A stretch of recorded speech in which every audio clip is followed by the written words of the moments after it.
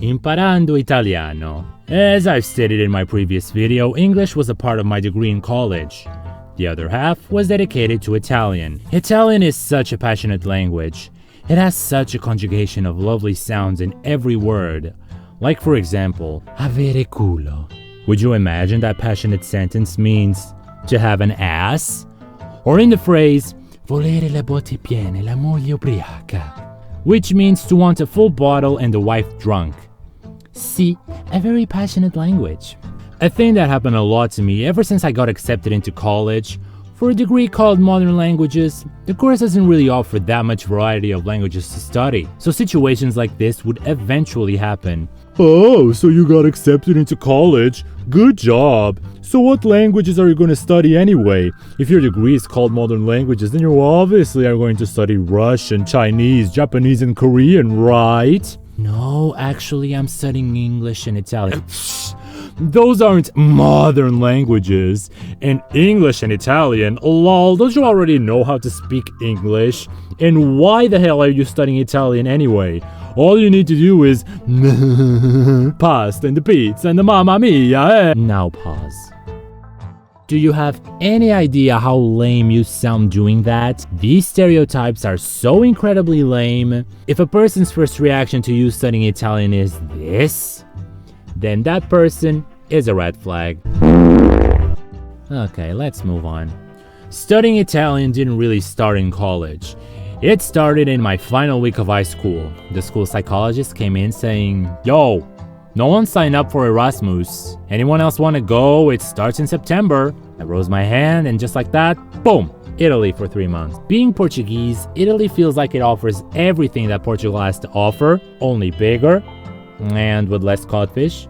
But anyway, I worked at this nice little hotel in a city called Arezzo, and by work I pretty much just sat at the front desk playing Pokemon Emerald. The knowledge I acquired in Italy eventually led me to study Italian in academic terms. So let's talk about the adventures of scarnimations in college while learning Italian. The topics are going to be addressed here are professors, friends I made along the way, and perhaps some tips. Professors I had during my time as an Italian student were hit or miss.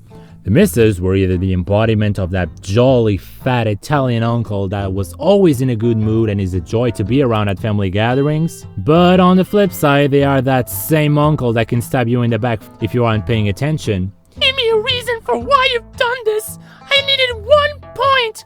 1 point! Applaudite se siete interessati. Applaudite! What the fuck? Then there were professors that were quite literally the embodiment of Miranda Priestley from The Devil Wears Prada, but in red. She had the style, the hair, the class, the soft-spoken voice, and she could devour your soul and feed it to her pet Satan if so was her desire. And then there was Professor Metallo, a sarcastic, know-it-all, smile no matter the situation, be it good or bad kind of person. But I am a sarcastic, know-it-all, smile no matter the situation, be it good or bad kind of person. So even though I didn't like him at first, once I stopped caring for his jabs and started playing his own game, his lectures became so fun. Oh Rui, in spite of you arriving 5 minutes late, I would need your help over here if you could be so kind and if it's not entirely a burden to you, my kind sir. What, you can start a computer in this day and age? Seriously? Swear to God, some people, psh. This was the dynamic I had with this man. Everyone I knew that was decent liked him just as much as me. We love you, Professor Metallo! Then there was Professor... insert funny nickname here, because I cannot find a single nickname to describe this man, he's that perfect. He was just the calmest professor I've had in college. In Italian too, I could just step out of class, go grab a bite to eat, come back and still land a 14 at the end of the term. You know that feeling where you can see that you are in the presence of culture when you hear someone talking? That is the vibe he was sending us. I mean, everything about him, from the scarf he always pulled on, to the nice hairstyle, to the cigarette at the front door of the faculty. He did such an amazing job in his online lectures, and as a bonus, we could also see his cats fooling around in the background. They were pressing the start button of his copying machine, and while attending to that situation, he left the mic on and we can hear him go, "Ma perché fai questo? Perché?" Also, his voice. Voglia che scarichi il libro para che lo possa progettare per le persone che sono rimaste a casa. Prego, ti ringrazio, Silvestre, figurati.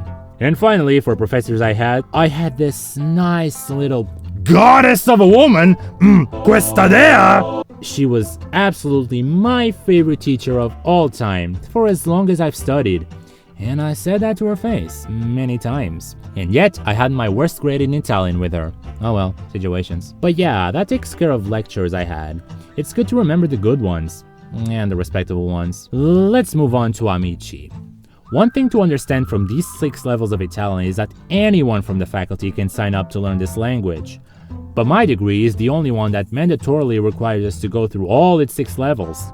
So in Italian 1, we were 104 students, and by the time we arrived on higher levels, we were no more than 7. In the lower levels, I was content with doing this Italian thing all on my own. But by the time we got to Italian 4, the lack of company started to weigh on me. And with such a reduced level of people, it didn't take long for the good kush to start separating from the bad kush. So you know what I did?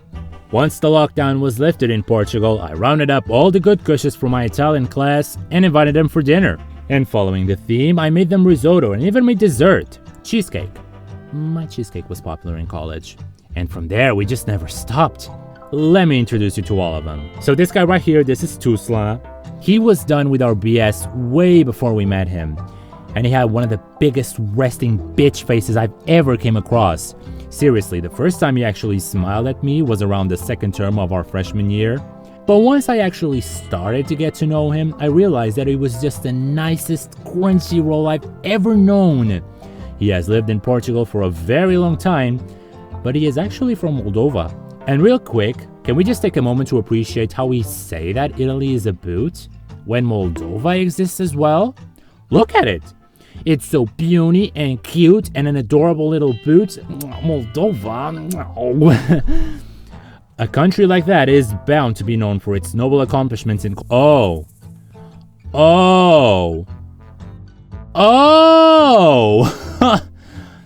Anyway, fun fact, Tusla joined this degree driven by the love of his favorite film, The Godfather. You come into my class of history of Italian language and you ask me to pass you, Tusla. All I ask is for justice. No, that is not justice. That is desperation. You disappoint me, Tusla. Forgive me, Professor. Insert funny nickname here. Boy, did he live that fantasy, I'll tell you that much. But every time he asked for help, he always knew how to thank us. Which is nice to see. Always show appreciation, kids. That will take you far. Next, we're gonna talk about Silvestre. This is one of those girls that was #cancelled on Twitter just because she called the popular kids of our degree as posers. There were instances that people were hating on her behind her back while I knew they didn't even know why they were hating her for. So eventually, I approached her and she explained to me why she said those things, and boy, they made a lot of sense. And with me having so many classes with her, we started getting along pretty well, even though my astrological sign is one of the ones she hates the most, apparently. So take that, bitch! I knew you would grow to love me even though I'm a Virgo. Ha! Now let's talk about this goddess that I'm gonna call Leslie. She came to me from above to save me. Literally from above, because she came from Luxembourg.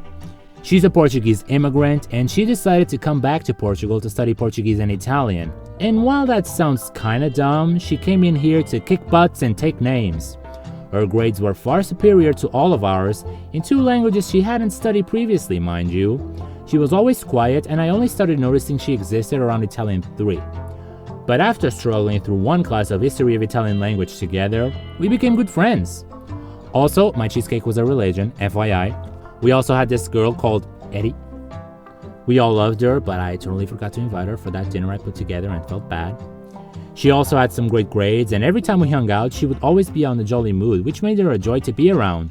She also makes a lot of poops on the nose, just like Neelix. Finally, this one is not really a part of this friendship group, but in Portuguese colleges, the tradition states that you should ask someone from a year above you as your godmother and or godfather. There is no limit on how many you can have, but I wound up with quite a few. But the only one that studied Italian from this group was this queen called Sara. She was dead ass worse than me in Italian, but we fought through Miranda Priestley's lecture together. We both scraped bare minimum grades to pass, and on the day we received the grades, we had pizza for lunch. But yeah, that's my godmother. I'm proud of her, she's proud of me, and we even took graduation pics together. Look, here's a pic. At the end of the day, having these nice people by my side made learning Italian a whole lot easier. It got to the point that I was excited about going to lectures because that meant we could be together, which made me happy.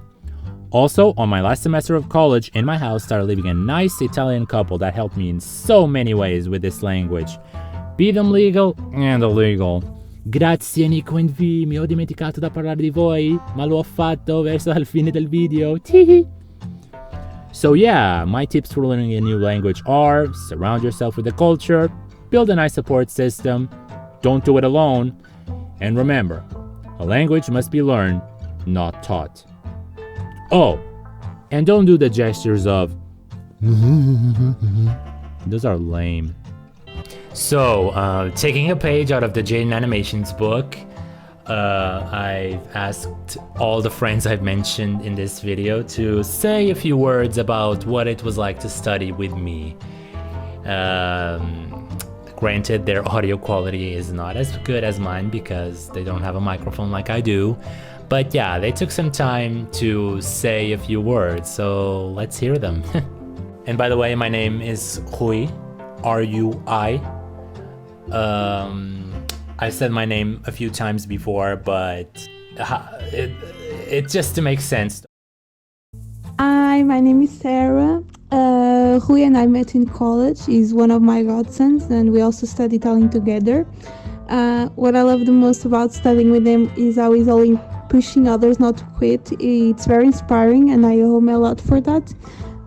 Besides that, he's an incredible person and makes the best risotto, lasagna, chili, cheesecake.